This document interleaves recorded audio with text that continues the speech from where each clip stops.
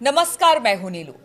तो देखिए, व्यापार की दृष्टि से अफगानिस्तान कितना महत्वपूर्ण है, इसकी चर्चा अब खूब हो रही है। और अब इस चर्चा का बिंदु बना है ईरान। ईरान जो है वो लगातार अफगानिस्तान के मसले को हल करना चाहता है और इसके लिए उसने एक बैठक की है रूस, चीन, पाकिस्तान से। अब ये मसला कैसे हल होगा, क्या हल होगा, क्योंकि अरब देश पहले भी इस मसले को हल करने की कोशिश कर चुके हैं, लेकिन कुछ भी समस्या का समाधान नहीं हुआ। अब जब ईरान की दखल अंदाजी इसमें हुई है, दखल अंदाजी ना कहे, दखल हुआ है, क्योंकि ये पॉजिटिव वे में है, तो कह सकते हैं कि अब यहां से क्या स्थिति सुधरेगी व्यापार की दृष्टि से। इसी पर आज बातचीत होगी। बातचीत करने के लिए मयंक मेरे साथ है। मयंक, अफगानिस्तान का मसला एक बड़ा मसला है, व्यापारिक दृष्टि से बहुत महत्वपूर्ण, ज्योग्राफिकली कंडीशन जो इस वक्त वहां के हैं, लेकिन अब अरब देशों ने कह लीजिए कि वो बहुत कोशिश कर चुके हैं, लेकिन कुछ हुआ नहीं। अब ईरान ने इस पे इंटरवेन किया है। किस तरह से ये बैठक हुई है, किनके बीच में हुई है, क्या सहमति, किस तरह से इसको ये बात बिल्कुल सही है कि जहाँ पे जब कोई दूसरा किसी समस्या का हल नहीं कर पाता मिडिल ईस्ट में, और जब ईरान की एंट्री हो जाती है, तो वहाँ पे जो है मामला किसी ना किसी एंड तक जरूर पहुंच जाता है, ऐसा जरूर माना जाता है। अब देखिए, यहाँ पे जो खबर आई है वो कि ईरान में एक बड़ी बैठक हुई है।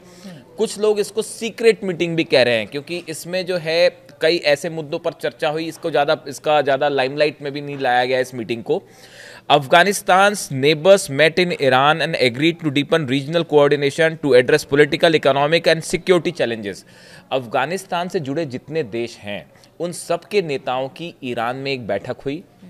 इस बैठक में चीन भी शामिल था, इस बैठक में रूस भी शामिल था। ये बड़ी बात है। देखिए, इस बैठक के दो मकसद थे। पहले मकसद तो पहली बात जो आपने बताई कि ईरान ये चाहता है कि अफगानिस्तान पे जो सैंक्शंस लगे हुए हैं वो सैंक्शंस व्यापार के हटे, तालिबान को एक रिकॉग्निशन मिले, ताकि अफगानिस्तान से आसानी से व्यापार हो सके।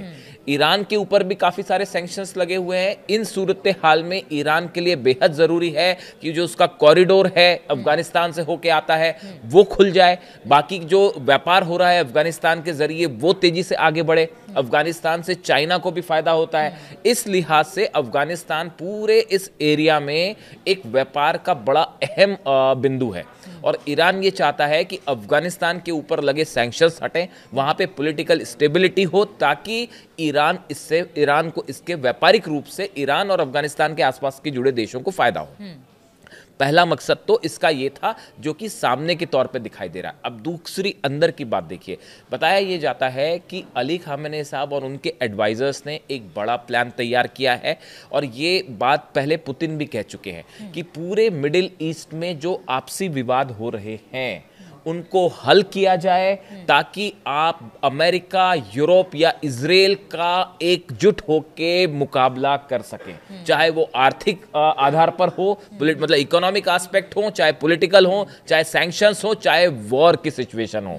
ये एक बड़ा प्लान तैयार किया गया है ईरान में। सुप्रीम लीडर ईरान के, उनकी तरफ से सिक्योरिटी काउंसिल जो है वहाँ की, उसमें एक बैठक होती है। उसमें ये विचार होता है कि कैसे मिडिल ईस्ट में अगर आप एकजुट होकर रहते हैं, आपसी मसलों को अगर आप टॉक्स के जरिए हल कर लेते हैं, सुलझा लेते हैं, और अगर आप एक प्लेटफॉर्म पर दिखाई देते हैं। देखिए, वैसी ट्रेड और टैरिफ को लेकर जबरदस्त घमासान मचा हुआ है, पूरी दुनिया की इकोनॉमी पे इस पर असर हो रहा है। ऐसे सूरत हाल में अगर मिडिल ईस्ट में एक ऐसा मंच तैयार हो जाए जिसमें अफगानिस्तान, ईरान, तुर्कमेनिस्तान, आसपास के जितने आर्थिक और सामरिक दोनों तरीके से, स्ट्रैटेजिक तरीके से भी और इकोनॉमिक तरीके से भी, ईरान ये चाहता है कि यहाँ के आसपास के जो मसले हैं इकोनॉमिक कम से कम वो हट जाए, ताकि ये जो सैंक्शन से दबाव बनाने की कोशिश है इस पर नियंत्रण लगाया जा सके। और इसका जो प्लान है वो ईरान के सुप्रीम लीडर की तरफ से तैयार किया गया। और इसमें सबसे बड़ी बात यह है कि इसके लिए पुतिन और शी जिनपिंग, चीन और रूस दोनों तैयार हो गए हैं। ये बड़ी बात है। ये ईरान की डिप्लोमेसी को बड़ा एक रिकॉग्निशन है, एक्सेप्टेंस है। पुतिन भी पहले इस तरह की एक बार बात कर चुके हैं कि भाई और देखिए, पहल ईरान ने जरूर की है, लेकिन इसका फायदा चीन को भी, रूस को भी और भारत को भी, और ईरान को भी, और भारत को भी होगा। इसका पूरा कॉरिडोर है, जो रास्ता है, वो बेहद महत्वपूर्ण। व्यापार करना भारत के लिए, ईरान ईरान से आसान होगा, अफगानिस्तान से आसान होगा। तो इसीलिए जो है एक ये बड़ी कोशिश हो रही है। और पहले रूस भी इस बात को कह चुका है कि चीन और भारत के लिए ये बात कही थी, ईरान के लिए भी ये बात कही थी कि वेस्टर्न कुछ कंट्रीज कोशिश करती हैं कि भारत और चीन के बीच रिश्ते खराब रहें। ये लैवरोव जो विदेश मंत्री हैं रूस के, उन्होंने ये बात कही थी और ये कहा था कि बहुत जरूरी है कि ये देश एकजुट रहें। इस तरह की कोशिश पुतिन लगातार कर रहे हैं। और अब यही बात जो है वो अली खामनेई साहब ने सामने रखी, एक बड़ा प्लान मिडिल ईस्ट में कैसे देश आपसी विवाद को भूलकर दूर करके एक इकोनॉमिक जो वॉर छेड़ रखा है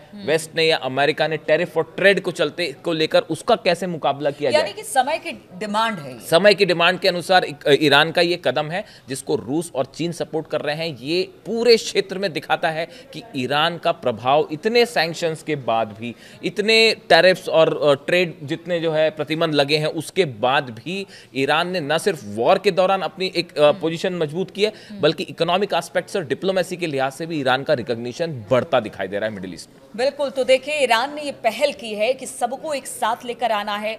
अगर आपको व्यापार की दृष्टि से अपने आप को स्ट्रांग करना है तो फिर जो टैरिफ वॉर इस वक्त छिड़ा हुआ है उससे अपने आप को अलग थलग करते हुए अफगान के साथ रिश्ते जो हैं उसे सुधारने होंगे। तभी जाकर एक बड़ा ट्रेड, मतलब कह सकते हैं कि कई देशों के बीच हो सकता है जिससे सभी को फायदा होगा। चलिए, इस पर चर्चा में शामिल होने के लिए आप सभी का बहुत बहुत शुक्रिया और इसी तरह से तमाम टॉपिक्स लेकर हम आपके सामने आते रहेंगे।